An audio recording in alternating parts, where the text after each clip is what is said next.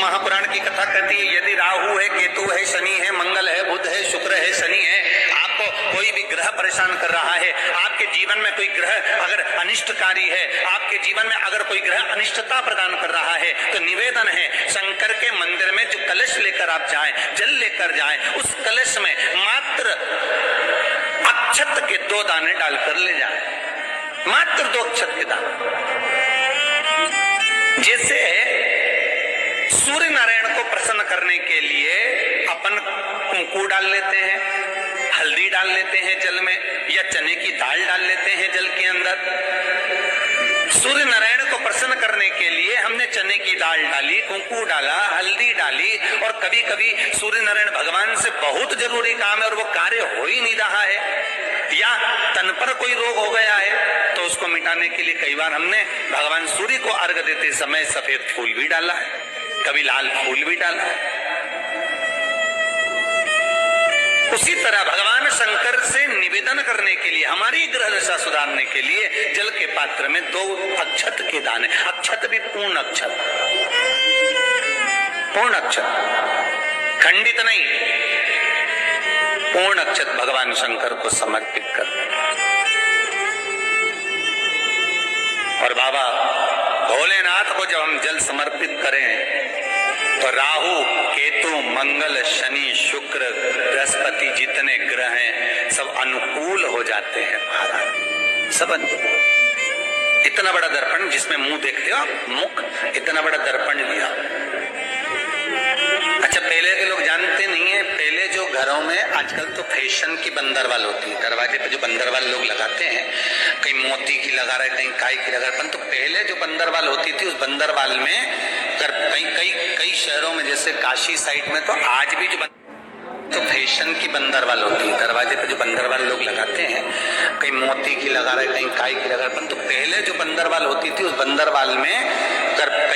कई शहरों में, जैसे काशी साइड में, तो आज भी जो बंदरवाल मिलती है उत्तर प्रदेश में, और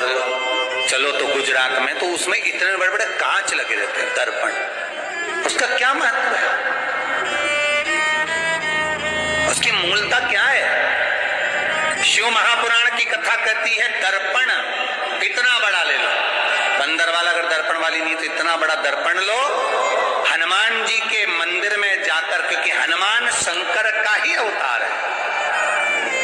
हनुमान जी के मंदिर में जाकर हनुमान जी के उल्टे पांव का थोड़ा सा सिंदूर, चरण का थोड़ा सा सिंदूर एक कागज में लेकर आ जाइए, और हनुमान जी के छोटे भाई, हनुमान जी 6 भाई हैं, उसमें गतिमान, हनुमान जी के छोटे भाई गतिमान का नाम लो,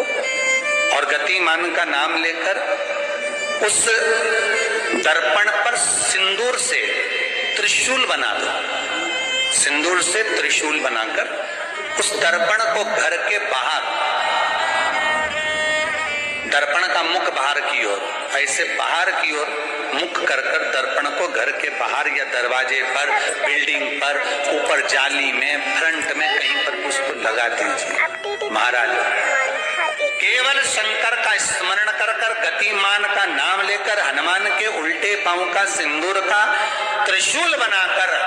जो दर्पण को लगा देता है, आपको 1 महीने के अंदर अंतर मालूम पड़ जाएगा कि पिछले जो महीने निकले हैं, उस महीने का अंदाजा लगाना कि घर में लोग कितने बीमार पड़ते थे, और इस दर्पण को लगाने के बाद बीमारी कम हुई कि नहीं हो कम तो ठंडा कर देना, क्या जा रहा है, पर करके जरूर देखना, विश्वास रखकर करोगे, भगवान शिव का अनुमोदन कर कर, भगवान शंकर पर विश्वास रखकर करोगे तो बीमारी घेर नहीं सकती। अकाल मृत्यु हो मरे जो काम करे चंडाल का, काल उसका क्या बिगाड़े जो भक्त हो महाकाल का। शंकर की आराधना करने वाला, शिव का स्मरण करने वाला, शिव का निवेदन करने वाला, शिव अर्चना में डूबने वाला, शिव का अनुमोदन करने वाला कभी दुखी नहीं हो सकता। बन सके तो बेलपत्र और समी पत्र शंकर को चढ़ाना है, 5 बेलपत्र 11 समी पत्र, बन सके 108 चावल के आखे दाने ओम नमः शिवाय जप कर शिव को समर्पित